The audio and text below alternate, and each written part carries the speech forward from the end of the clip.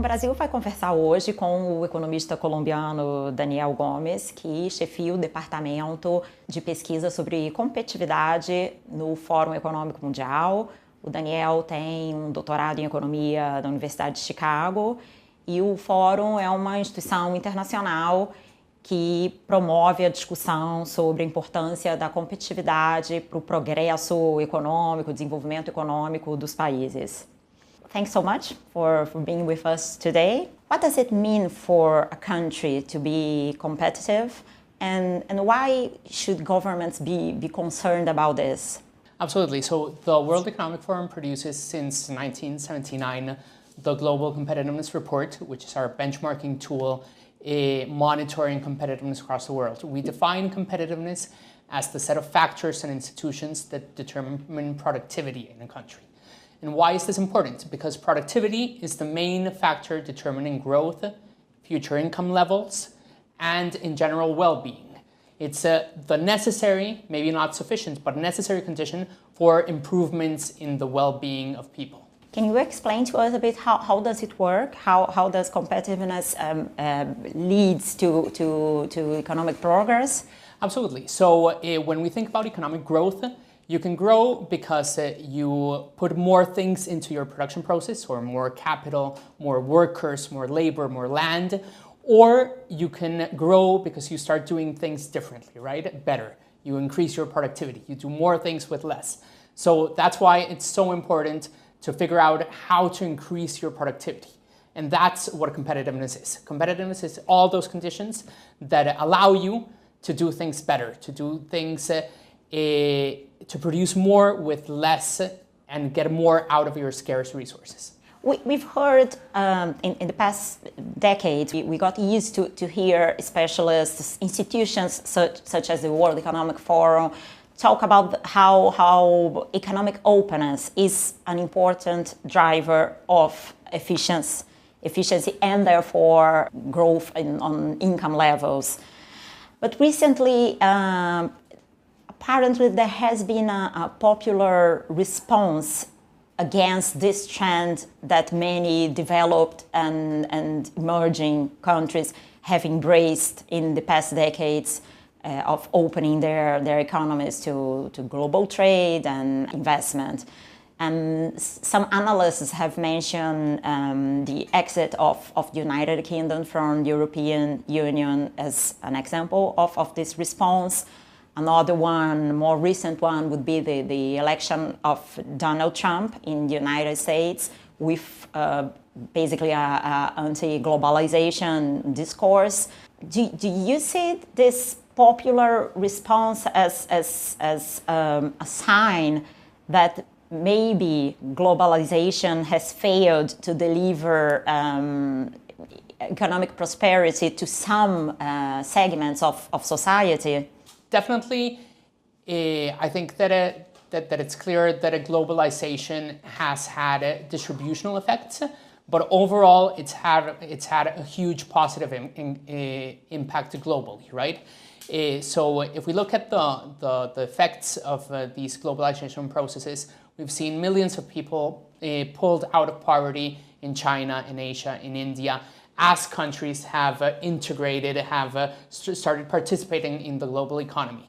So overall, I think that there has been a reduction in inequality as poverty has fallen, but there has been an increase in inequality within certain societies and certain countries. And that I think that's the experience of some industrialized countries such as the UK, the United States, where of course you have shocks to certain professions, to certain occupations, to certain groups that tended to be producing some things that tend to start being produced somewhere else, for instance. But the impact is very similar to the impact of technology, right? So a new technology comes in, and the effect is very similar to trade. Trade dislocates the production process just as technology might. So I think that our challenge right now is to think about how we can protect the gains from globalization while addressing the pitfalls, right? Mm-hmm. And some of those issues are the issues of transitions, adjustment processes, and how to to address the distributional aspects and the losers of those processes, right? I think that requires a set of domestic policies that accompany these foreign trade policies to make it work for more people, right? And that links very much into the competitiveness agendas that we think are important and that we advocate through our competitiveness work. In order to be able to benefit from openness, you have to have competitive conditions such as good institutions, good infrastructure, adequate human capital, retraining, on-the-job training, health, technological adoption and transfer. So all these conditions that allow you to benefit from trade. Well-functioning markets, labor markets that work, goods markets that work, financial markets. So all these conditions serve as to set in a virtuous cycle with openness, to generate incentives for innovation that in turn increase growth. And the more you have of these adequate conditions, the more people can actually benefit from these globalization processes. So I think that's the big issue, is how can we improve our domestic policies to accompany our globalization and to make more people be able to benefit from it. Without doing this, so the risk is that globalization will continue to generate like this imbalances income that you mentioned on income distribution. Yes, so it's important to bear in mind that the global income distribution has become less unequal, right? Mm-hmm. In some countries within societies, you have the big losers of this globalization process, according to data from the World Bank, have been the middle classes in the United States, in some places in Europe, right? So the middle classes have gained proportionately less. Some of them, it's not clear that they have lost, but they have won less. The big winners have been the lower middle income classes in the emerging world and the global elites, right? So we have two clear groups of winners and one group of very vocal losers, relative losers at least of this process, that were in manufacturing, for instance, that has been vertically disintegrated and atomized throughout global value chains, and that need adjustment processes and that need a set of policies in terms of retraining, of education, of better social safety nets maybe to address those dislocations. So I think that yes, that there is a big challenge in making it work for more people everywhere, right? But don't you think that with these developments that I mentioned, the exit of the United Kingdom from the European Union, the election of Donald Trump in the US, aren't we likely to see countries moving back a bit from economic liberalization? Well, that's one trend that we actually identified this year in the Global Competitiveness Report. That's true. You mentioned this in the latest report. That's one of our three messages. We see over the past 10 years, there's been a tendency, a perception of less openness in terms of non-tariff barriers. So more regulations at customs, more in rules and regulations to comply with, more quality regulations, a whole bunch of non-tariff barriers that weren't there before. So I think that there is a threat that protectionism may come back. It was also a topic in the last G20 meetings. The G20 countries have implemented more protectionist measures over the past 5 years than liberalizing measures. I think that the challenge again is to find ways to address these distributional concerns without losing on the huge gains from globalizations, right? And I think that the emerging world has a big role to play here because they have been net winners in this process. We've seen huge declines in poverty around the world over the last 20 years. And a lot of this is due to this larger participation in global markets. Do you think that we can expect emerging markets such as Asian countries to continue in this process of integration, even if developed countries become like more closed?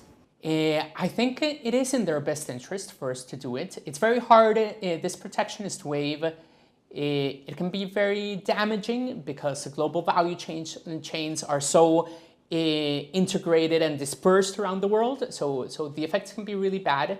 And these countries have a lot to gain from being integrated into it. We have to wait to see what happens. But for instance, with the TPP, the Trans-Pacific Partnership, the biggest trade agreement that was in the books, now there has been some signs that China would take the lead as the US draws out from the agreement. So I think that there are signs that Asian countries that have benefited from these processes are willing to take the lead in furthering globalization and at least protecting free trade. There's also the trade facilitation agreement at the WTO that is about to come into force. I think there are only less than 10 countries that have to ratify the agreement for it to come into force. And that's going to help with all these non-tariff barriers, right? But again, I think that there's a challenge in highlighting the huge benefits globally from these processes, the big costs of going back, and of course, addressing the legitimate concerns of constituents in advanced economies.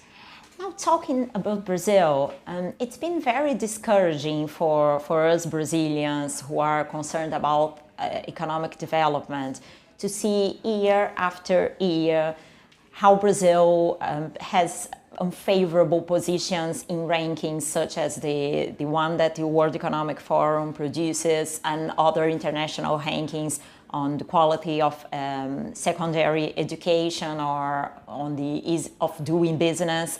And when we consider some aspects, some more like specific aspects such as the quality of overall infrastructure, the cost of crime, the position that Brazil has in these rankings is even worse.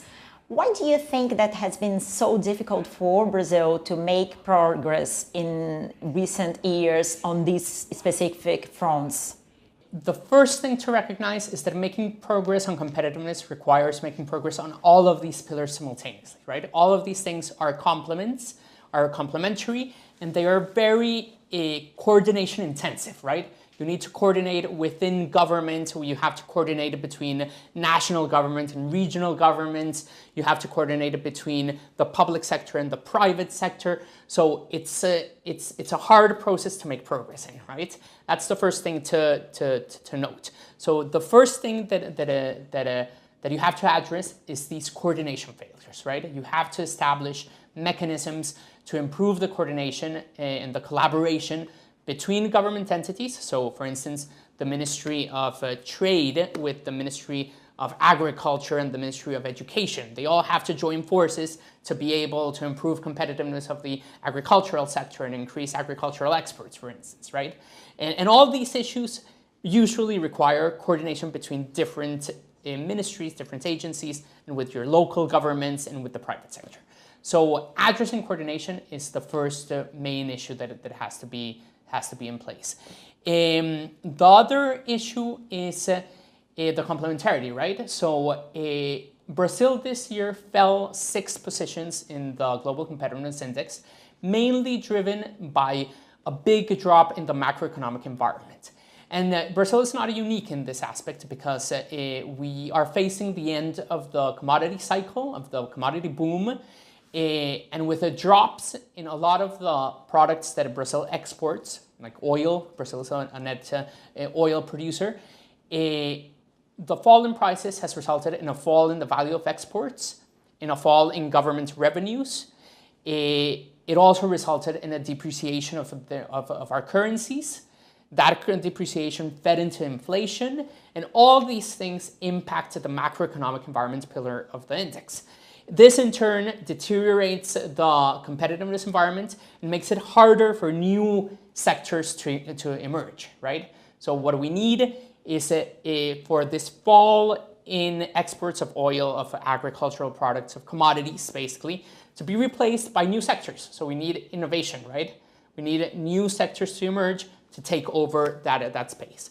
And to do that, we need to address all of these competitiveness issues, right? Technological transfer, a labor market performance, goods market performance, financial market, all those different pillars. Actually, in the latest report, you highlight innovation, as you said, and progress, communications technology as like important new drivers of economic productivity.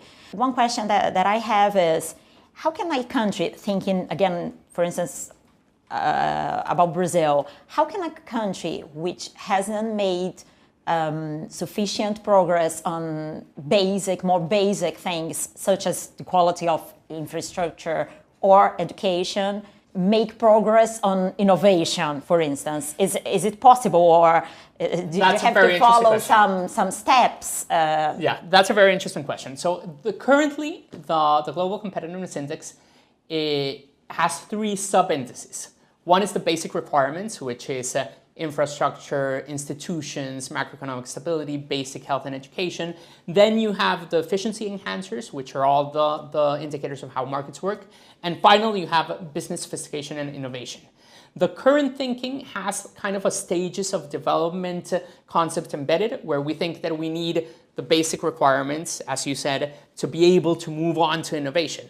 But I think, and we are reevaluating that position. We will launch a new version of the index next year, Global Competitiveness Index 2.0, that will likely drop that stages of a development concept, because what we've seen is that the fourth industrial revolution, this exponential increase in the use of technologies, the convergence of all these technologies transforming the ways we consume, produce, communicate, it will allow countries to leapfrog, probably, right?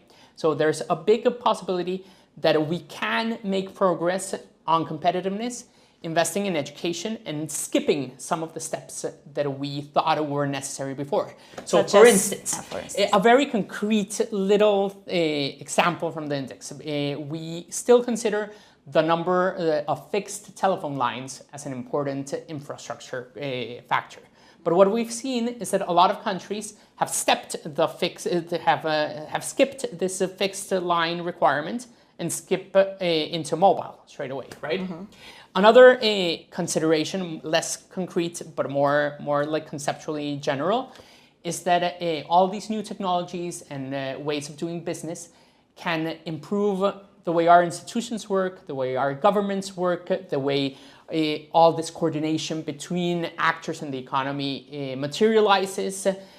So all this innovation in new technologies can actually improve the quality of education, the quality of institutions, the availability of financial services, the provision of infrastructure. So there are like these virtuous cycles between all these different components and innovation. Not to say that you can make progress with only innovation, but innovation can help you make progress in other areas. But the key message that we keep like emphasizing year after year is that you really need comprehensive competitiveness agendas that address all of these aspects to be able to make sustainable progress. Can you give us like an example of a country which has been like developing and apparently addressing like all these questions that you mentioned at the same time, which has like being able to develop without, as you said, going through all the stage that we previously thought that were like necessary? An example of a country that is addressing this successfully well. So two levels of response.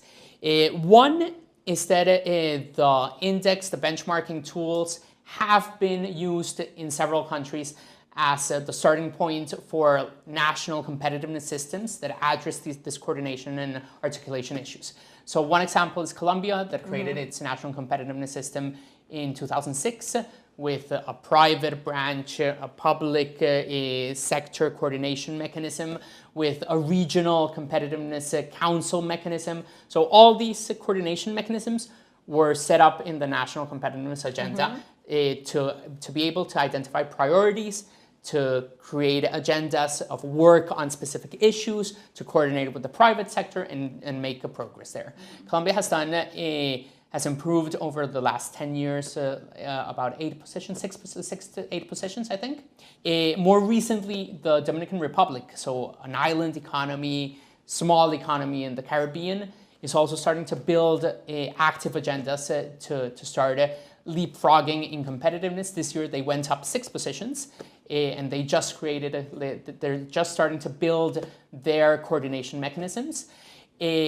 And we have lots of examples, interesting examples actually at the city level. So maybe jumping into the thinking of cities as new focal points for competitiveness, we have cities that are starting to reinvent themselves using new technologies and repositioning themselves, transitioning from cities that produced big industrial products like steel into new technology cities, right? So you have examples such as Detroit, for instance. They're doing very interesting things, trying to climb out of their bankruptcy declared some years ago and reinventing the city. You have Bilbao. Bilbao is in Spain. Mm-hmm. It's a nice example of a city that used to be have a traditional big industrial base, and now they are reinventing themselves along the lines of service economy, of technology-driven economy. You have Dubai is a nice example of a city, also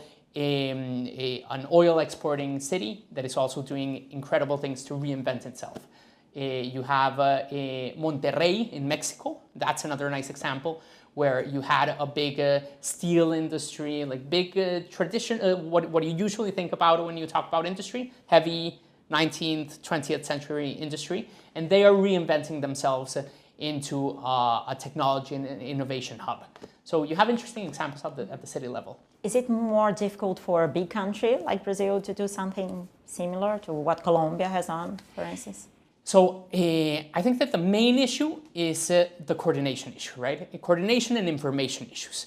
So obviously in bigger countries, you have the challenge of coordinating between the national government and the regional governments.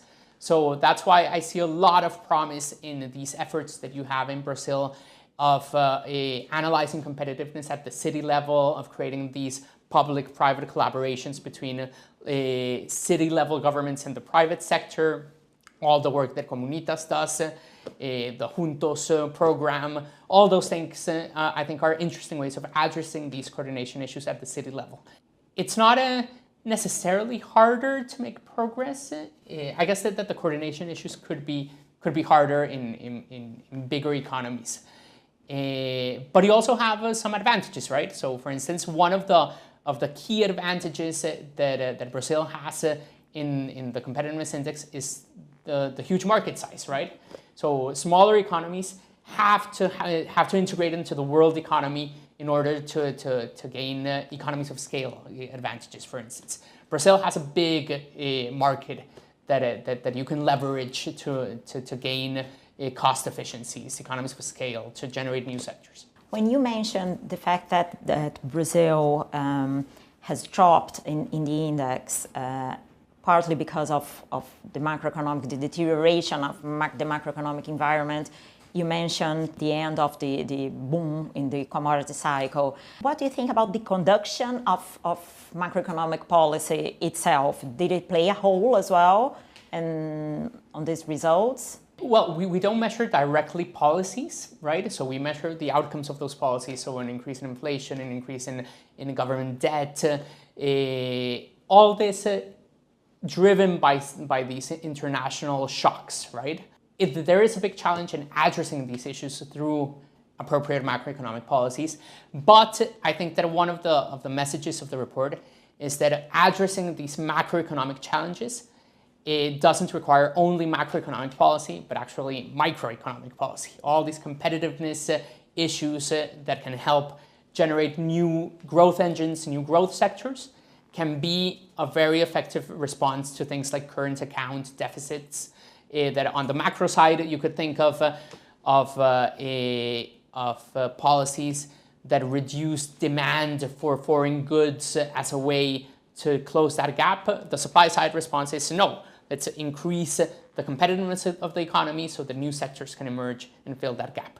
So I think there's one of the key messages here is that we have to look beyond traditional macro policy, monetary policy, fiscal policy, exchange rate policies, and really look at all these different microeconomic and firm level issues. Do you think that Brazil is sort of like trying to address these macroeconomic policies? I think that there are interesting things happening. Actually, we'll have some meetings with the Ministry of Trade, of Science and Technology. They're all very interested in collaborating with the forum, and we'll start looking at the competitiveness rankings and having some workshops. And I think that there are very interesting things going on, interesting dialogues. I think that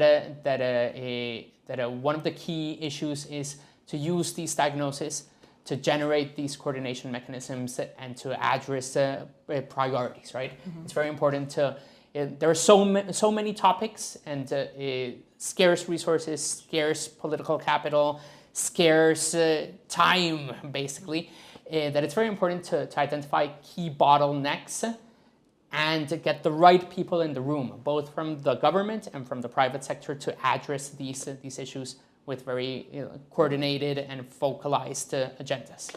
There are so many challenges in the case of Brazil that it seems like almost impossible to tackle all of them at the same time, right? Yes.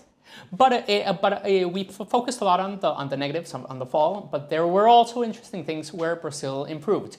So in basic health and education, there were improvements. There were improvements, very interestingly, in the institutions pillar. There were improvements in indicators measuring undue influence, ethics, and corruption, which sounds a little ironic, right, in this context. Sure. But from our data and our results, apparently there is a perception that Brazil is tackling its institutional issues on ethics, corruption, public sector performance, and there are signs of improvement, which I think are a sign that things are being tackled, right? In the case of corruption and these ethical issues that you mentioned, the results that you measure are based on interviews. It's a survey, yeah. It's a survey of CEOs. Mm-hmm. It's called the Executive Opinion Survey. So our index is based on two sets of data. What we call hard data, which is indicators from national statistics offices. And we have the Executive Opinion Survey, which is conducted with the help of partner institutes in each country, mm-hmm. Filling in the gaps of a lot of this hard data that doesn't exist, and also taking the thermometer of what business people are feeling and seeing, which reflects on true issues that are at the back of their minds when they make decisions about investment, location, expansion. All the business decisions are based on how they perceive things working. So yes, absolutely, we measure both things. Some Brazilian specialists have been highlighting, especially in recent years, they have been highlighting the fact that interest groups that capture like some benefits from the states, from governments, that these interest groups, they play a role on the postponement of reforms that would be important for increasing productivity, for instance, and this would be like a problem that's like more difficult to tackle because it's not a concrete problem such as a road that has like many holes. If you understand what I mean, what's your take on this? I mean, okay. Absolutely, no, that's a very good question. I think that the problem of special interest groups and the political economy of policymaking is central to these issues. And that's why I think it's important to think about new ways to collaborate between the private sector and government. So some of the things that have happened in countries that start tackling competitiveness issues in a comprehensive agenda is starting these new structured dialogues with the private sector, thinking about the long term, right? So you kind of establish a new way of talking between government and the private sector, where you don't talk with special interest groups about their short-term gains or losses, but you talk about the productive sector, the business sector as a whole, thinking about longer-term issues. Because productivity ultimately is a long-term issue, right? Sure. So once you establish that different dialogue and you change the tone of the dialogue, thinking about longer-term gains and kind of the win-win space where everyone gains from things, those areas where there's no conflict between different groups, that's when you start making significant progress, right? So everyone, for instance, would agree that having better health and basic education will increase the productivity of the workforce. And that's something that will benefit absolutely everyone, right? So those are the key issues where there will be no winners and losers within the business community. Daniel, thanks so much for being with us today. Thanks a lot. No, thank you for the invitation. Okay.